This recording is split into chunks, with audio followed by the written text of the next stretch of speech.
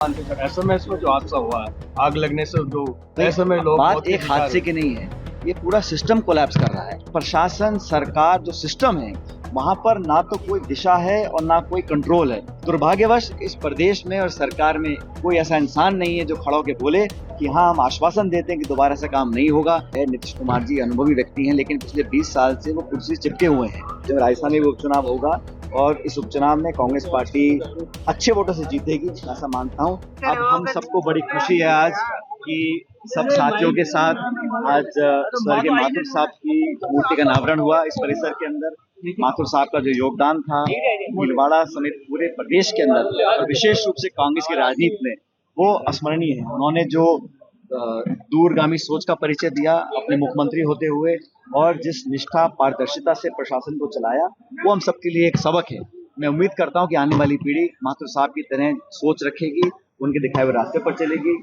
उनकी मूर्ति का अनावरण होना मैं समझता हूँ बहुत एक शुभ अवसर है और मैं तमाम साथियों को, खासकर उनके परिजनों को बहुत बहुत बधाई देना चाहता हूँ। सर, आप कहते हो संवैधानिक संस्थाओं पर हमला हो रहा, अब सीजीआई पर हमला हुआ है, किस तरह देखते हो सर? इससे ज्यादा दुखद कोई घटना नहीं हो सकती और मुझे लगता है कि ये इसलिए हो रहा है क्योंकि देश में एक ऐसा माहौल पैदा हुआ है पिछले 11 सालों में, जो टकराव की स्थिति पैदा हुई है, जहर फैलाने की बार बार कोशिश होती है, उसका कहीं ना कहीं परिणाम देखने को मिलता है। अब मुख्य न्यायाधीश देश के हैं और उन पर इस प्रकार का एक तरह से आक्रमण किया, बहुत हम सब दुखी हैं। और मुझे लगता है कि जो करने वाले लोग हैं कहीं ना कहीं उस विचारधारा से जुड़े हैं जो द्वेष की भावना रखते हैं, जो आपस में टकराव और नफरत की राजनीति करना चाहते हैं। उन लोगों के काम करने से इस प्रकार का माहौल पैदा हुआ है। मैं भर्त्सना करता हूँ इस हादसे की और उम्मीद करता हूँ कि हमारे देश में इस प्रकार की हिंसाओं की कोई जगह नहीं है।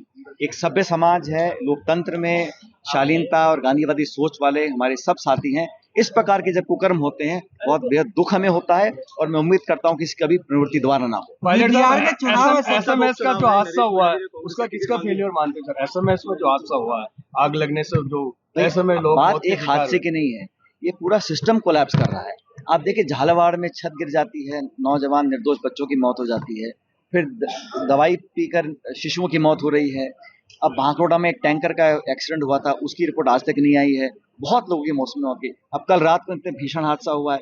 तो प्रशासन, सरकार, जो सिस्टम है वहां पर ना तो कोई दिशा है और ना कोई कंट्रोल है। इसकी वजह से यहाँ पर जो लोग मरीज है, जो आज अस्वस्थ है, वो अस्पताल ठीक होने के लिए जाता है। जो आईसीयू भर्ती है वो जिंदगी मौत के लिए वैसे ही लड़ रहा है। वहां पर अगर उस सिस्टम का फेलियर निर्दोष लोगों की जान ले रहा है तो कोई ना कोई जिम्मेदारी लेगा। दुर्भाग्यवश इस प्रदेश में और सरकार में कोई ऐसा इंसान नहीं है जो खड़ा होकर बोले कि हाँ हम आश्वासन देते हैं कि दोबारा ऐसा काम नहीं होगा, इसकी पुनरावृत्ति नहीं होगी। हम इसके लिए जिम्मेदारी तय करेंगे और कार्रवाई करेंगे। कमेटी बना देना, जांच कर देना और फिर आगे चले जाना, ये सरकार का रवैया रहा है और दुर्भाग्यवश उसका जो खामियाजा है वो जनता इस प्रदेश की भुगत रही है। बिहार चुनाव को किस तरह देख रहे हो सर? एनडीए में सीटों को लेकर तकरार चल रही है, एनडीए वाले कह रहे हैं कि इंडिया गठबंधन में एनडीए का जो इस गठबंधन हुआ है, नीतीश कुमार जी अनुभवी व्यक्ति हैं, लेकिन पिछले 20 साल से वो कुर्सी से चिपके हुए हैं, कभी आरजेडी के साथ, कभी भाजपा के साथ। तो सत्ता प्राप्ति के लिए उन्होंने बिहार की जनता को जो है कॉम्प्रोमाइज कर दिया है और लगातार जो दल बदल कर उन्होंने सत्ता से चिपकने की जो राजनीति की है उसका बहुत नकारात्मक इफेक्ट हुआ है। जनता बिहार की बदलाव चाहती है और बदलाव इस चुनाव में होगा।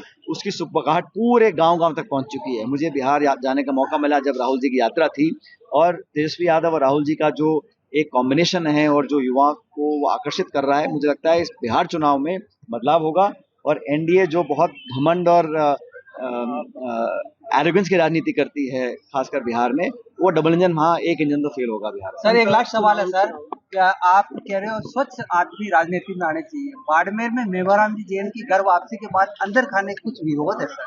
मैंने शुरू से कहा कि अच्छे पढ़े लिखे शिक्षित लोग, संस्कारी लोग अगर देश की राजनीति में आते हैं अलग अलग दलों में, तो इस समाज के लिए एक सकारात्मक बदलाव होगा और देश की राजनीति सुधरेगी तो देश भी सुधरता है। और हम सबकी जिम्मेदारी बनती है, जो लोग राजनीति करते हैं वो उदाहरण पेश कर नौजवान पीढ़ी को आगे का रास्ता देते। एक उपचुनाव की घोषणा हुई है, देश के अनेक राज्यों में, राजस्थान में भी उपचुनाव होगा और इस उपचुनाव में कांग्रेस पार्टी अच्छे वोटों से जीतेगी, ऐसा मानता हूँ।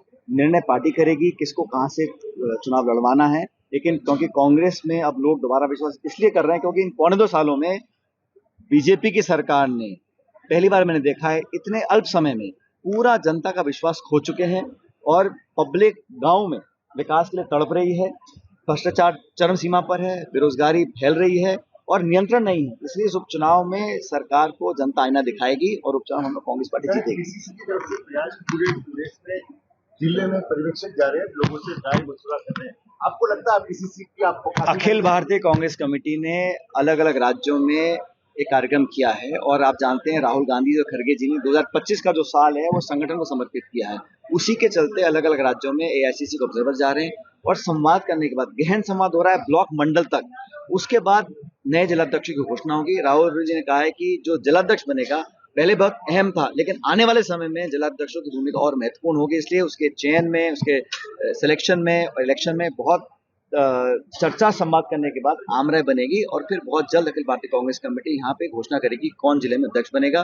लेकिन सबसे संवाद करने के बाद सबसे जो सक्रिय, सबसे मेहनती और निष्ठावान वर्कर होगा उस व्यक्ति को पार्टी जिम्मेदारी देगी।